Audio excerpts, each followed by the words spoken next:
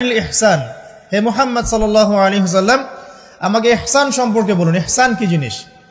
নবী সাল্লাল্লাহু আলাইহি ওয়াসাল্লাম বলেন ইহসান হচ্ছে আনতা আবুদাল্লাহা কাআন্নাকা তারাহু। আলেম ওলামাদের কাছে যায়, আত্মশুদ্ধি অর্জন করে, হালাল খায়, পারিবারিক আদর্শ সুন্দর করে গড়ে তোলার চেষ্টা করে, ন্যায়ের পথে থাকে, অন্যায় করে না, তখন অটোমেটিকলি। প্রিয় দর্শকবৃন্দ, আসসালামু আলাইকুম। আপনাদের সবাইকে জানাই আন্তরিক শুভেচ্ছা ও স্বাগতম। আমরা সবাই জানি ইসলাম একটি পূর্ণাঙ্গ জীবন ব্যবস্থা। এই দিন আমাদের শিখিয়েছে কিভাবে চলতে হবে, কিভাবে কথা বলতে হবে, কিভাবে মানুষকে ভালোবাসতে হবে এবং কিভাবে আল্লাহর সন্তুষ্টি অর্জন করতে হবে। আজকের এই আলোচনার মাধ্যমে আমরা চেষ্টা করব কোরআন ও হাদিসের আলো থেকে কিছু শিক্ষা নেওয়ার, আমাদের ভুলগুলো সংশোধন করার এবং সত্যিকার অর্থে মুসলমান হিসেবে নিজেদের গড়ে তোলার। তাই অনুরোধ রইল, মনোযোগ দিয়ে শুনবেন, চিন্তা করবেন, আর যা শিখবেন তা নিজের জীবনে এবং পরিবারের জীবনে বাস্তবায়ন করবেন। চলুন শুরু করি আজকের আলোচনা। তুমি এমন ভাবে আল্লাহর ইবাদত করবে যেন তুমি আল্লাহকে দেখতে পাচ্ছ। ওয়া ইল্লাম তাকুন তারাহু ফাইন্নাহু ইয়ারাক, যদি তুমি আল্লাহকে দেখতে না পারো জেনে রাখবে আল্লাহ ঠিকই তোমাকে দেখছেন। এই আল্লাহ কনসিয়াসনেসের নাম হচ্ছে ইহসান। কি নাম? ইহসান। ইসলামের ভিত্তি পেলাম 5টা, ইমানের কয়টা পেলাম? 6টা, আর ইহসানের ব্যাখ্যা কি পেলাম? আল্লাহ কনসিয়াসনেস, মানে আল্লাহকে হাজির নাজির জেনে ইবাদত করা। কেউ যদি আল্লাহকে হাজির নাজির জেনে ইবাদত করে সে কিন্তু পাপ করতে পারবে না, তার নামাজে মনোযোগ কিন্তু ডানে বামে যাবে না ইনশাআল্লাহ। তো তিনি বললেন সত্য বলেছেন আপনি। এবার চতুর্থ প্রশ্ন করছেন তিনি যে আখবিরনি আনিস সাআ, আমাকে কিয়ামত সম্পর্কে বলুন, কিয়ামত কবে হবে? তখন নবী সাল্লাল্লাহু আলাইহি ওয়াসাল্লাম বলছেন মাল মাসউলু আনহা বিআ'লামা মিনাস সাইল, এই বিষয়ে প্রশ্নকারীর চেয়ে উত্তরদাতার জ্ঞান বেশি নয়। এই বিষয়ে প্রশ্নকারীর চাইতে উত্তরদাতার জ্ঞান বেশি নয়, মানে কেউই জানে না কিয়ামত এক্স্যাক্টলি কবে হবে।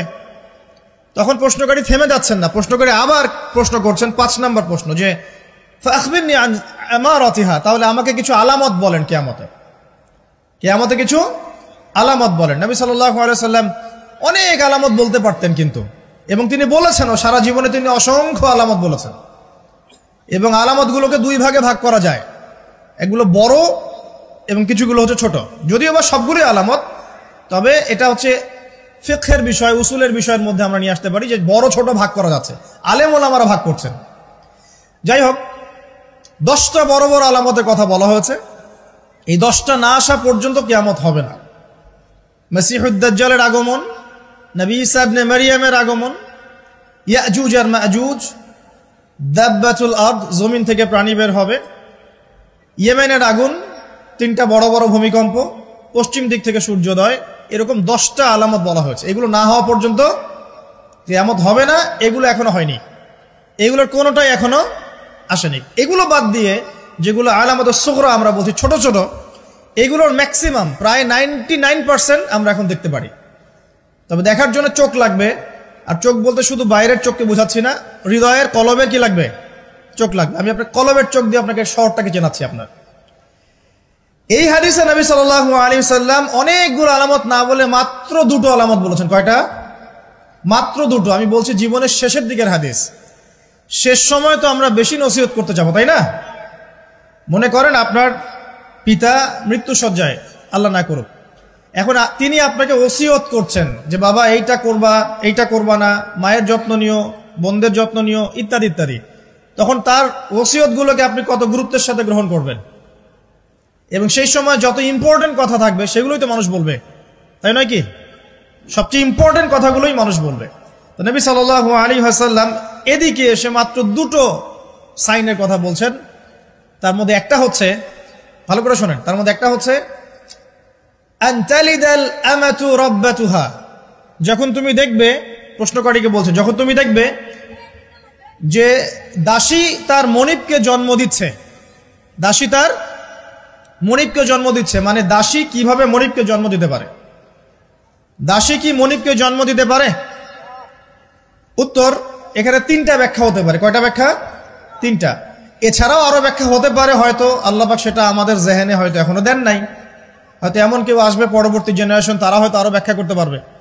তবে 3টা ব্যাখ্যা এখন পাওয়া যায়। 1 নাম্বার, দাসী তার মনিবকে জন্ম দিবে অর্থ হচ্ছে পিতা মাতার সাথে দাস দাসীর মতো আচরণ করা হবে।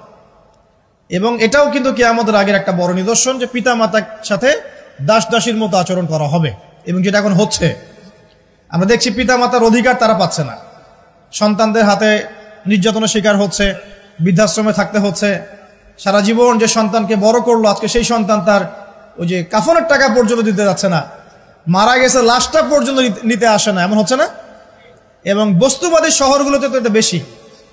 আর আমাদের শহরটা বস্তুবাদী না? তো আমাদের শহরে মানুষ বস্তুবাদী না? মানুষ বস্তুবাদী, কেউ অন্যের দিকে তাকানোর সময় নাই। এটা বোঝার জন্য আপনাকে ফ্লাইওভারে উঠতে হবে। ফ্লাইওভারে উঠে দাঁড়িয়ে থাকেন, দেখেন মানুষ ছুটছে নিজের চরকায় তেল দেওয়ার জন্য, কারো দিকে তাকানোর সময় নাই। এই সকাল থেকে শুরু হয়, রাত একদম 3টা-4টা পর্যন্ত এটা চলছে, সারাদিন 24/7। উদ্দেশ্য কি? দুনিয়া। অল্প কিছু মানুষের বাইরে আছে যাদের উদ্দেশ্য আখেরাত, বেশিরভাগের উদ্দেশ্য কি? দুনিয়া। বাড়ি, গাড়ি, টাকা, জমি জমা, স্ট্যাটাস, দ্যাটস অল। মানে মানুষের এই কনসেপ্টটাকে বলা হয় মেটেরিয়ালিজম। কি বলে? মেটেরিয়ালিজম মানে বস্তুবাদিতা। কি বলে? কথা বলেন। বস্তুবাদিতা। এই বস্তুবাদী সভ্যতা কারা ছিল? ওই যে পশ্চিমারা, ইউরোপিয়ান সিভিলাইজেশন, এরা সবাইকে বস্তুবাদিতা শিখিয়েছে। মুমিনের চিন্তা থাকে পরকাল কেন্দ্রিক, যে কাজে পরকালের স্বার্থ আছে আমি সেই কাজ করব, যেই কাজে পরকালের স্বার্থ নেই আমি করব না। এটা মুমিনের চিন্তা। আর কাফের মুশরিক, বেদিন, ফাসেক, মুনাফিকদের চিন্তা হচ্ছে যেখানে দুনিয়ার স্বার্থ ওখানে থাকবো, দুনিয়ার স্বার্থ নাই থাকবো না। এই যে দুনিয়ার স্বার্থে মানুষের সারাটা জীবন ক্ষয় করে দেয়া, এর নাম বস্তুবাদিতা, মেটেরিয়ালিজম বলে এটাকে। যাই হোক, আমাদের শহরের বেশিরভাগ মানুষ কি বস্তুবাদী না? এখন সবাই দেখবেন, আমি বুঝাচ্ছি, আমি যতটা পারছি সহজ করার চেষ্টা করছি। ম্যাক্সিমাম আমাদের শহরের মানুষ এখন বস্তুবাদী। সবার চিন্তা একটাই, দুনিয়া, দুনিয়া আর দুনিয়া। যে দুনিয়া সম্পর্কে নবী সাল্লাল্লাহু আলাইহি ওয়াসাল্লাম বলেছেন, একটু শোনেন।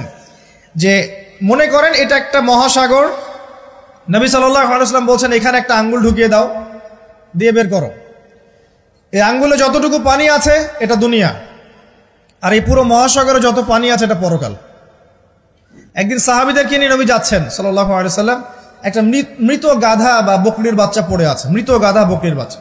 সাহাবীদেরকে বলছেন, হে আমার সাহাবীরা, তোমরা কি এই বকরির বাচ্চাটাকে 1 দিরহামের বিনিময়ে কিনতে চাও? কিসের বিনিময়ে? 1 দিরহাম। দিরহাম কি জিনিস সেটা পরে বোঝাবো এখন ইনশাআল্লাহ, ওইগুলো এখন বুঝবেন না। দিরহাম কি জিনিস ওটা পরে বুঝবেন। দিরহাম থাকলে আর রিজার্ভ কমতো না। দিরহাম থাকতো যদি কোনো কান্ট্রি, রিজার্ভ আর কমতো না। রিজার্ভ কমে ডলারের ভিত্তিতে, আর ডলার হচ্ছে এখন সারা ওয়ার্ল্ডের ডমিনেটিং কারেন্সি, ওটাকে হার্ড কারেন্সি বলে। মানে আপনি তেল কিনতে চান, 1 কোটি টাকা ব্রিফকেসে নিয়ে আমাদের আবু ধাবিতে চলে যান, গিয়ে শেখদেরকে বলেন যে আমাকে 1 কোটি টাকার তেল দেন, 1 ফোঁটাও তেল দিবেন আপনাকে, দিবে না। যতক্ষণ আপনি ওই টাকাটাকে ডলারে কনভার্ট করবেন তারপর দিবেন, আপনাকে তখন সুন্দর মতো তেল দিবে। এই dollar petrol, dollar petrol, petrol ছাড়া ডলারে এক্সচেঞ্জ নাই। এটা হচ্ছে পেট্রো ডলার মনিটরিং সিস্টেম। এবং এটা নিয়ে কথা বললে আবার এক শ্রেণীর ঘুমটাওয়ালা শায়েখ আছে, বলবে খারেজি হয়ে গেছে। যাই হোক, এটা একটা জুলুম। কিরকম জুলুম? যে আপনি আপনার ইকোনমিক পুরো ব্যালেন্সটাকে ডলারের মানদণ্ডে যাচাই করতে হবে। আপনি যতই সমৃদ্ধশালী হন না কেন, আপনি ওই হার্ড কারেন্সিকে টেক্কা দিতে পারবেন না। আপনার কাছে গোল্ড আছে, মনে করেন সোনা, এখন সোনাটাকে আপনি যে ভাঙাবেন, ভাঙিয়ে যে মানে কান্ট্রির অন্যান্য ডেভেলপমেন্টের কাজে লাগাবেন, তার জন্য ডলারের সিঁড়ি পার হয়ে যেতে হবে আপনাকে। অথচ এই দিনার এবং দিরহাম রাসূল সাল্লাল্লাহু আলাইহি ওয়াসাল্লামের যুগের কারেন্সি ছিল, দিনার দিরহাম, যার ইন্ট্রিনসিক ভ্যালু বা অন্তর্নিহিত মান কখনো কমে যাবে না। দেখাচ্ছি, দাঁড়ান, আমি এমনি এমনি করে কথা বলি না। আসহাবুল কাহফ কত বছর ঘুমিয়েছিলেন বলেন? 309 বছর। 309 বছর। পকেটের মধ্যে কিছু কয়েন ছিল, সোনার আর রূপার কয়েন। এই এলাকা ছেড়ে চলে গেছে, গুহার মধ্যে ঘুমিয়েছে, রাত কাটাবে, আল্লাহ পাক ঘুম পাড়িয়ে রেখেছেন 309 বছর। 309 বছর ঘুম থেকে ওঠার পর তারা বলছে, কেম লাবিস্তুম, তোমরা কতদিন ঘুমিয়েছো? একজন বলছে লাবিস না ইয়াওমান আও বা'দা ইয়াওম, একদিন ঘুমিয়েছি বা একদিনের কিছু অংশ ঘুমিয়েছি। ঠিক আছে, ঘুম থেকে উঠেছে, এখন ক্ষুধার্ত আমরা, যাও এই মুদ্রাগুলো নিয়ে বাজারে যাও, বাজারে গিয়ে দেখো ফালয়ানজুর আইয়ুহা আজকা তুআমা, খেয়াল করে দেখো কোন খাবারটা উত্তম পবিত্র, ওটা নিয়ে আসো। তো 309 বছর একটা মুদ্রা নিয়ে ঘুমানোর পরেও মুদ্রার মান কমে যায়নি। ওই টাকা দিয়ে ঠিকই রুটি কেনা গেছে। এখন আপনি আপনার কারেন্সিগুলো নিয়ে 309 বছর ঘুমানো লাগবে না, আপনি 10 বছর ঘুমান। 10 লাখ টাকা নিয়ে 10 বছর ঘুমান। 10 লাখ টাকার মান যদি 9 লাখ টাকায় না নেমে আনছে, তাহলে আমি নাম বদলাই ফেলাবো। এখন 1 লাখ দাঁড়ান, ঠিক বলেন না, দাঁড়ান, বোঝেন আগে। এখন এই যে 1 লাখ টাকার মানটা হারালেন আপনি, 1 লাখ টাকার মানটা আপনি হারিয়ে ফেললেন, তো ওই 1 লাখ টাকা আর্ন করার জন্য আপনাকে শ্রম দিতে হয়নি? আপনার মাথার ঘাম পায়ে ফেলতে হয়েছে না? তাহলে আপনার শ্রমটা গেল কোথায়? তাহলে কেউ আপনার শ্রমটা লুটে পুটে খেয়ে ফেললো। যেহেতু আপনার কারেন্সির মানটা ডলার বেসড, এই কারণে ওই মনিটরিং সিস্টেম যারা চালায় ওরা আপনার এভাবে করে শ্রমটাকে সিজ করে ফেলে দিবে। আমি যদি আপনাকে আমার ফার্মে কাজ করাই, কাজ করিয়ে সারাদিন কাজ করানোর পরে আপনাকে কোনো পারিশ্রমিক না দেই, শ্রমের কোনো মূল্য না দেই, আপনি আমাকে জালেম বলবেন না? বলবেন কি না? ঠিক। কোরআনের আলো ঘরে ঘরে জ্বলবে না? তাহলে মূল কাজটা কি? আইওয়াশ এবং শোডাউন করা, না মূল কাজ করা? মূল কাজটা কি? আমরা কিন্তু মূল কাজটা করতে চাচ্ছি না, বা মূল কাজটাকে আমরা ততটা গুরুত্ব দিচ্ছি না যতটা যৌগিক বিষয়গুলোকে গুরুত্ব দিচ্ছি। আর এই কারণে দীর্ঘদিন থেকে দেখছি যে উম্মার অবস্থা মোটামুটি অপরিবর্তনীয় আছে, বরং দিন দিন ডে বাই ডে আস্তে আস্তে অধঃপতন হচ্ছে। আপনি হয়তো প্রশ্ন করতে পারেন আমার দিকে আঙ্গুল তাক করে, কে বললো আপনাকে অধঃপতন হচ্ছে? আমরা তো দেখছি উন্নতি, অগ্রগতি আর প্রগতি। আমি বিনয়ের সাথে বলবো আর 10টা থেকে 20টা বছর অপেক্ষা করেন। 5 বছর আগে বিনয়ের সাথে বলেছিলাম যে 10 বছর অপেক্ষা করেন, কাগজের টাকা বলে কিছু থাকবে না। আস্তে আস্তে সোসাইটি ওইদিকে যাবে, এবং এগুলো কোনোটাই অ্যাক্সিডেন্টলি অটোমেটিকলি হচ্ছে না, এর পিছনে একটা মাস্টার মাইন্ড কাজ করছে। পুরো বিশ্বের পিছনে একটা মাস্টার মাইন্ড কাজ করছে। একটা সভ্যতা চাচ্ছে সারা বিশ্বের মানুষ ওর দাস হয়ে থাক, এবং তাদের এক একটা এজেন্ডা আস্তে আস্তে বাস্তবায়িত হচ্ছে। এবং মাশাআল্লাহ আমরাও হালুয়া রুটি এবং সেমাই খাচ্ছি। মাশাআল্লাহ আমরাও খাচ্ছি খোরমা, জিলাপি, হালুয়া রুটি, সেমাই, এগুলো আমরাও খেয়ে যাচ্ছি মাশাআল্লাহ। আল্লাহ পাক আমাদের হৃদয়ের চোখগুলো যেন খুলে দেন, আল্লাহুম্মা আমিন।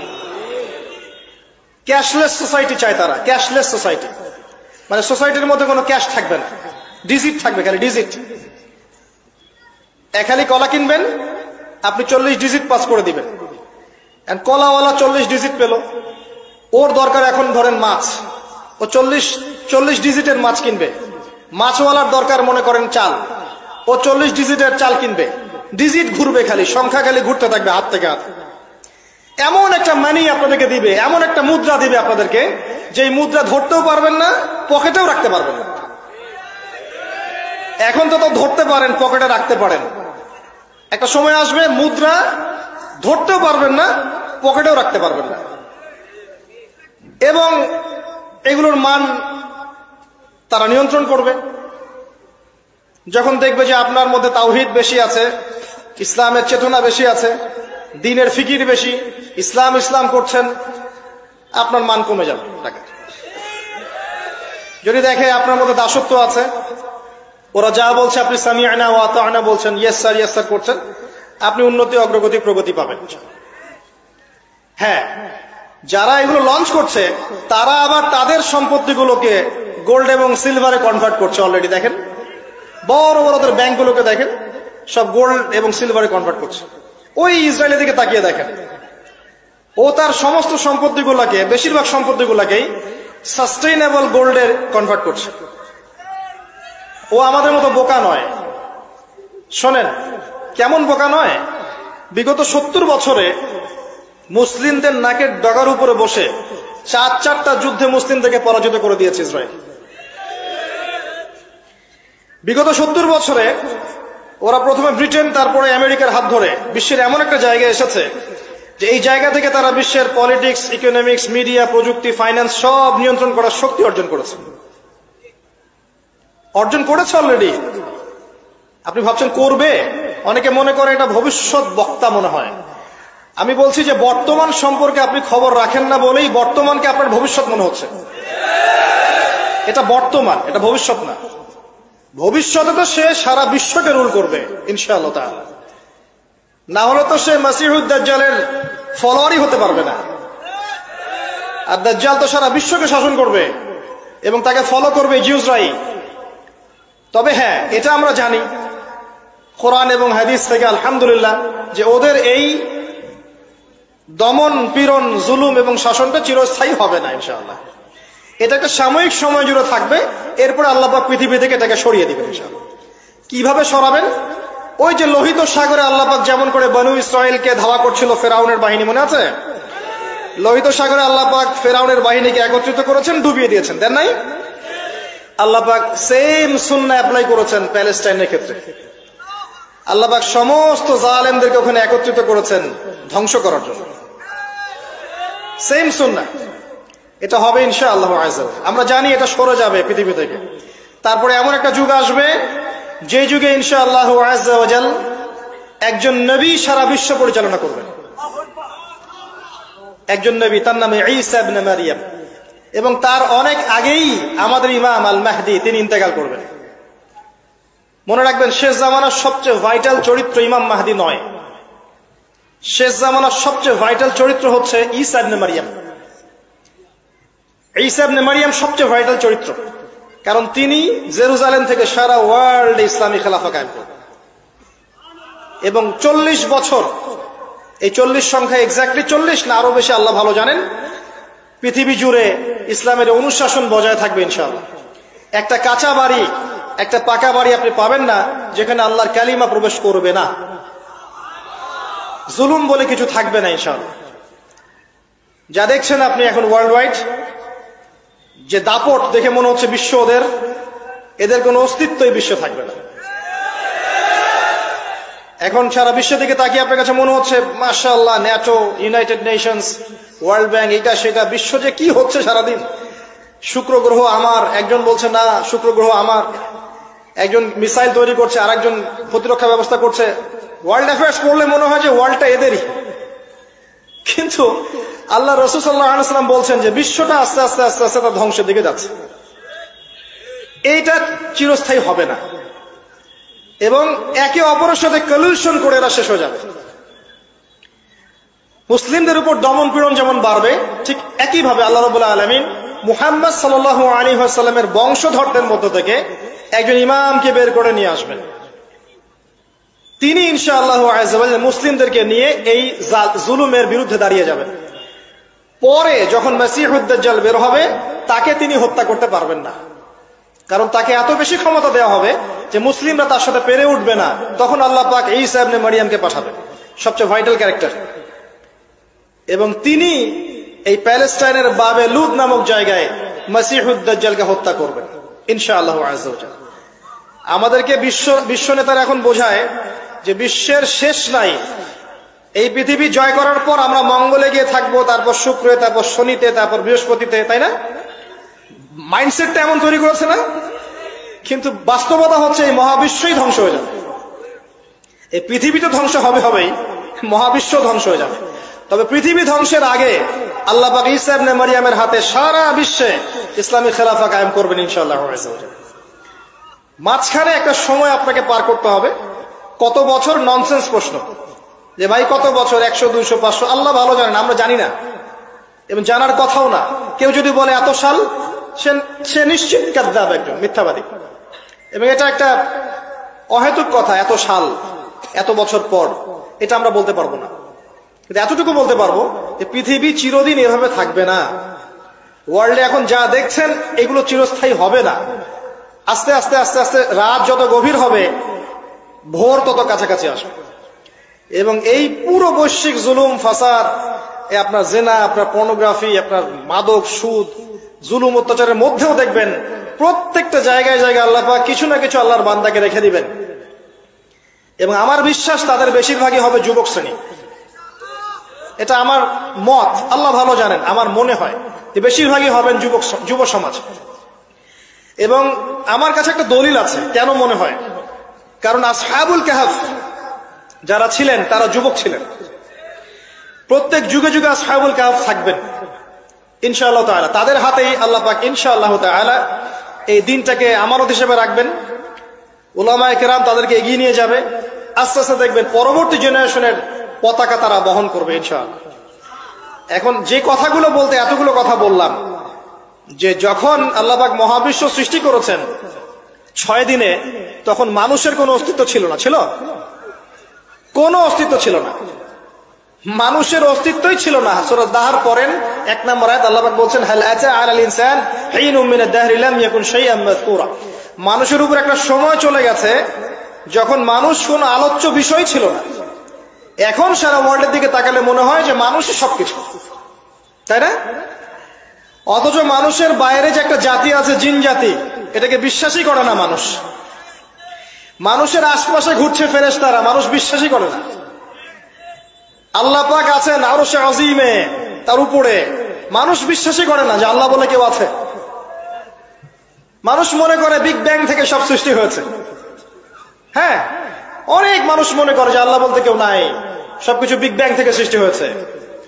অথচ আল্লাহ পাক কোরআনে বলেছেন আওয়ালাম ইয়ারাল্লাযীনা কাফারু, সূরা আম্বিয়া 30 নম্বর আয়াত, আন্নাস সামাওয়াতি ওয়াল আরদা কানাতা রাতকান ফাফাতাকনাহুমা। কাফেররা কি লক্ষ্য করে দেখে না এই মহাবিশ্ব এবং পৃথিবী একটা বিন্দুর মধ্যে ছিল, আমি এটাকে পৃথক করে দিয়েছি, পার্থক্য করে দিয়েছি। ওয়াজআলনা মিনাল মাই কুল্লা শাইইন হাই, প্রত্যেক জীবন্ত প্রাণীকে সৃষ্টি করেছি পানি দ্বারা। আফালা ইউমিনুন, এরপরেও কি তারা বিশ্বাস করবে না? যারা সায়েন্সের ছাত্র, নিউক্লিয়াস সম্পর্কে পড়ে দেখেন, সাইটোপ্লাজম সম্পর্কে পড়ে দেখেন, ওখানে কতটুকু পানি আছে, কত অংশ পানি আছে। আল কোরআন বৈজ্ঞানিক, সম্পূর্ণ বৈজ্ঞানিক, কিন্তু বিজ্ঞান কোরআনিক হতেই হবে জরুরি না। বিজ্ঞানের কোনটা সত্য কোনটা মিথ্যা এটা কোরআন দিয়ে মানদণ্ড হিসেবে যাচাই করা যাবে। কোরআনের কোনটা সত্য কোনটা মিথ্যা এটা বিজ্ঞান দিয়ে যাচাই করা যাবে না। আল্লাহ পাক সৃষ্টি করেছেন, এরপরে মানুষকে সৃষ্টি করে একা ছেড়ে দেননি। আল্লাহ পাক প্রথমে নাম শিখিয়েছেন, সমস্ত জ্ঞান শিখিয়েছেন কাকে? আদম আলাইহিস সালামকে। ওয়াল্লামা আদম আল আসমা কুল্লাহা, মহাবিশ্বের সমস্ত নাম আমি আদমকে শিখিয়েছি। সুবহানাল্লাহ। আমাদের পিতা আদম আলাইহিস সালামের ডিএনএ এর মধ্যে জ্ঞান ছিল, সমস্ত জ্ঞান ছিল যা আল্লাহ পাক শিখিয়েছেন। বাই ডিএনএ আমাদের মধ্যে জ্ঞানগুলো এসেছে, এমনি এমনি আসেনি। মানুষ একটা বুদ্ধিবৃত্তিক প্রাণী না? অটোমেটিকলি কি মানুষ জ্ঞান শিখে ফেলেছে? আল্লাহ এই জ্ঞান আদম আলাইহিস সালামকে শিখিয়েছেন, তার বংশধরদের মধ্যে জ্ঞান ছড়িয়ে পড়েছে। এরপর আল্লাহ পাক জান্নাতে রেখেছেন, শর্ত দিয়েছেন কি? ওয়ালা তাকরাবু ওয়ালা তাকরাবা হাযিহিশ শাজারা, তোমরা দুজন এই গাছের কাছে যাবে না। পরীক্ষা, গাছটার নাম কি? এটা হচ্ছে ওই প্রশ্নের মতো ঈসা আলাইহিস সালাম কবে আসবেন। গাছটার নাম কি? এটা ওই প্রশ্নের মতো যে দাজ্জালের আসল নাম কি হবে, ইমাম মাহদী কত সালে আসবেন। এগুলো ওই প্রশ্নের মতো যে ওই গাছটার নাম কি ছিল। প্রয়োজন নাই গাছের নামের আমার। গাছটা ছিল একটা টেস্ট, পরীক্ষা। গাছের কাছেও যেও না। চলে গেলেন, কার প্ররোচনা চলে গেলেন? ইবলিস। তার নাম কি? ইবলিস। আচ্ছা, ইবলিস আমল করতো না? ইবলিস ফেরেশতাদের সর্দার ছিল না? কি কারণে আল্লাহ পাক তাকে বহিষ্কার করলেন? অহংকার, রাইট। আবা ওয়াস্তাকবারা, সিজদা করি নাই। খলাকতানি মিন নার ওয়া খলাকতাহু মিন তিন, আমাকে সৃষ্টি করেছেন কি দিয়ে? আগুন। তাকে সৃষ্টি করেছেন মাটি। এটাকে বলে আত্ম অহংকার, ইগো। মনে রাখবেন, আপনার যত বড় সার্টিফিকেট থাকুক, কেমব্রিজ থেকে, অক্সফোর্ড থেকে, হার্ভার্ড থেকে বা দারুল উলুম থেকেই, যদি আপনার কাছে অনেক বড় বড় সার্টিফিকেট থাকে কিন্তু মনের মধ্যে অহংকার থাকে, আপনার মনের মধ্যে নূর আসবে না। যদি আসতো তাহলে ইবলিসের মনে আসতো। তার জ্ঞানের কোনো কমতি ছিল না। ওয়াস্তাকবার, সে অহংকার করেছে। আর অহংকার কাকে বলে? মাতারুন নাস মাতারুল হক ওয়া গামতুন নাস, সত্যকে প্রত্যাখ্যান করা এবং অন্যদেরকে ছোট করা, আন্ডার এস্টিমেট করা। আর আমাদের সংস্কৃতি এখন হচ্ছে অন্যকে আন্ডার এস্টিমেট করা। আমাদের চরিত্রই হয়ে গেছে এমন, গীবত, তোহমত, অপবাদ, সমালোচনা, কাদা ছোড়াছড়ি, চুল ছেঁড়াছেড়ি, এগুলোই সংস্কৃতি। যতক্ষণ আমরা এই কাজগুলো করতে থাকি ততক্ষণ ওই যে ইসরায়েল, সে আরো 10টা মিসাইল বানিয়ে ফেলে। এই জন্যই বলি যে আমরা মাঝে মাঝে জিলাপি খাই, খোরমা খাই, আর তারা তাদের কাজের দিকে এগিয়ে যায়। প্রথম দিকে হালুয়া রুটি বলেছিলাম, অনেকে রাগ হয়েছিল, ওই জন্য হালুয়া রুটি শব্দটা বলি না, আর বলি জিলাপি আর খোরমা খাই। এখন অনেকে রাগ হয় না। তো বাস্তবতা এমন ভাই, শোনেন, এই জায়গায় 1 মিনিট সময় দেন।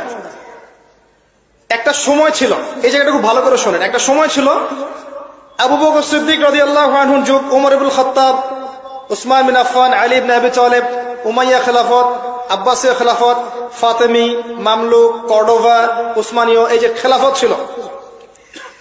স্বর্ণযুগের মধ্যে ইসলাম বেশি ছিল, আস্তে আস্তে ইসলাম কমতে থাকে, কিন্তু অ্যাটলিস্ট মুসলিমদের একটা শক্তি ছিল, মুসলিমদের একটা ল্যান্ড ছিল, একটা ইমারত ছিল, একটা জামায়া ছিল, খেলাফা ছিল, আমির ছিল, ইকোনমিক পাওয়ার ছিল, প্রযুক্তি ছিল, সামরিক বাহিনী ছিল, সব কিছু মুসলিমদের হাতে ছিল।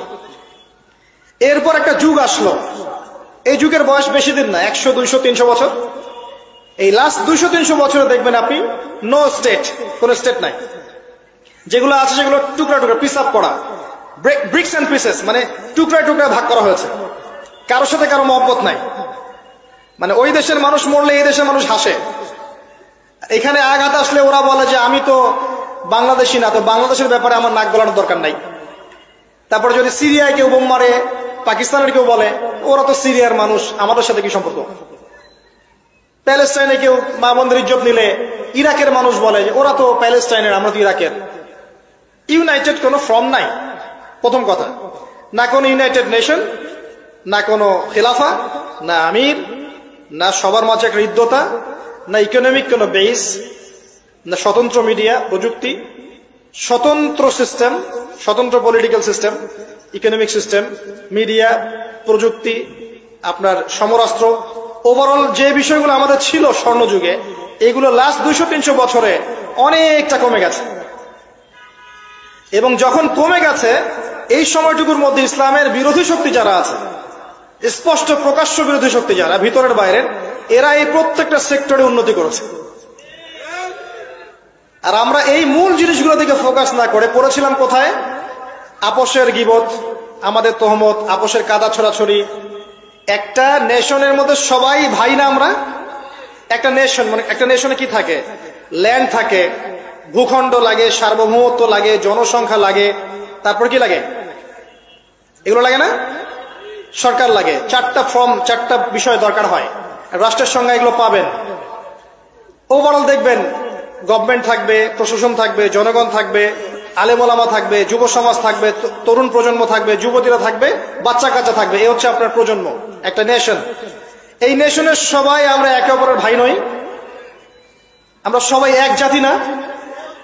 নাকি সবাই সবার শত্রু? আমরা কি কেউ কারো শত্রু? আমরা সবাই ভাই না? আমরা সবাই কিন্তু একটা জাতি। খেয়াল করে দেখেন এখন এই এক জাতির কনসেপ্টটার মধ্যে কত ভাটা পড়েছে। এক ধর্মনেতা আর এক ধর্মনেতাকে দেখতে পারে না, এক বক্তা আর এক বক্তার সমালোচনা না করলে ভাত হজম হয় না, এক ভাই একটা দল করে, আরেক ভাই আরেকটা দল করে, এই ভাই এই ভাইয়ের ক্ষতি না করতে পারলে ঘুম হয় না। আমরা কি আপোষেই লড়াই করছি না? আমরা কি একে অপরের সাথে লড়াই করে সময় নষ্ট করছি না? পক্ষান্তরে আমাদের স্পষ্ট যারা শত্রু দেখেন ওয়ার্ল্ড ওয়াইড, তারা কি একত্রিত হয়ে আমাদের বিরুদ্ধে নাই? এই সহজ বাংলা কথাটা আমাদের বুঝে কেন আসে না? যে আমরা সবাই এক, আমরা সবাই মুসলিম, এটাই আমাদের মৌলিক পরিচয়। আমরা সবাই মুসলিম, এটা আমাদের মৌলিক পরিচয়। আমাদের মধ্যে আল্লাহ পাক কাউকে কর্তৃত্ব দিয়েছেন, কাউকে অধীনস্থ করেছেন, কাউকে আল্লাহ পাক ইলম দিয়েছেন, জ্ঞানের শরীয়তের কাউকে দেন নাই, কাউকে তরুণ বানিয়েছেন, কাউকে তরুণী বানিয়েছেন, কাউকে বৃদ্ধ বানিয়েছেন, কাউকে যুবক বানিয়েছেন। কেউ ঘর সামলাচ্ছে, কেউ সমাজ সামলাচ্ছে, কেউ অর্থনীতি সামলাচ্ছে, কেউ রাষ্ট্র সামলাচ্ছে। সবাইকে আমরা একে অপরের ভাই নই? নাকি আমরা সবাই একে অপরের শত্রু? আমরা কি করেছি? আপোষে, লড়াইয়ে, সমালোচনায়, ইখতিলাফে, গীবতে, তহমতে এতটা সময় পার করেছি যে এই সময়টুকুর মধ্যে ওরা অনেক দূর এগিয়ে গেছে, এবং এই এগিয়ে যাওয়াটা ওদের আরো বাড়তে থাকবে। কারণ কিছু পাপের শাস্তি আমাদেরকে পেতে হবে দুনিয়ায়, কিছু ভুলের শাস্তি আমাদেরকে দুনিয়ায় পেতে হবে ইনশাল্লাহ। এরপর একটা প্রজন্ম আসবে যারা এই ভুলগুলো করবে না ইনশাল্লাহ। বিশ্বাস করেন, এরপরে ইনশাল্লাহ এমন কোন প্রজন্ম আসবে, ইস্তাবদিল কওমান গায়রাকুম। আল্লাহ পাক বলেছেন, তোমরা যদি দায়িত্ব পালন না করো, তোমাদেরকে আমি সরিয়ে দিয়ে নতুন সম্প্রদায়কে নিয়ে আসবো। সুম্মা লা ইয়াকুনু আমসালাকুম, তারা তোমাদের মতো হবে না। আল্লাহ পাক এরপরে এমন জেনারেশন নিয়ে আসবেন ইনশাআল্লাহ, দেখবেন তারা সবাই তাওহীদ পন্থী হবে, তারা সুন্নত পন্থী হবে, তারা হালাল খাবে, হারামে যাবে না, তারা পারিবারিক আদর্শ ঠিক রাখবে ইনশাআল্লাহ। তাদের যুব সমাজকে দেখবেন আল্লাহর জন্য নিজের জীবন কুরবানি করার জন্য প্রস্তুত থাকবে। দেখবেন তাদের তরুণদের সাথে প্রবীণদের একটা সুন্দর সমন্বয় থাকবে। তরুণ থেকে নেতৃত্ব দেবে প্রবীণরা, দেখবেন তরুণরা এগিয়ে যাবে। দেখবেন তারা ছোট ছোট বাচ্চারা এক একটা ডিনামাইট হয়ে গড়ে উঠবে ইনশাআল্লাহ। অপেক্ষা করতে থাকেন, সময় আসবে এক সময় ইনশাআল্লাহ, হতাশ হবেন না। মাঝখানের এই সময়টুকুতে প্রথম কাজ হচ্ছে পরিস্থিতি বোঝা, মৌলিক কাজগুলোর দিকে ফোকাস করা, এবং যে কাজগুলো মৌলিক নয়, গৌণ কাজ, এগুলোর দিকে বেশি ফোকাস না করা, মূল কাজের দিকে ফোকাস করা। মূল কাজ হচ্ছে সবাই আমরা ভাই ভাই, আপোষে ঐক্যবদ্ধ থাকতে হবে, বা ঐক্যবদ্ধ থাকার জন্য সবাইকে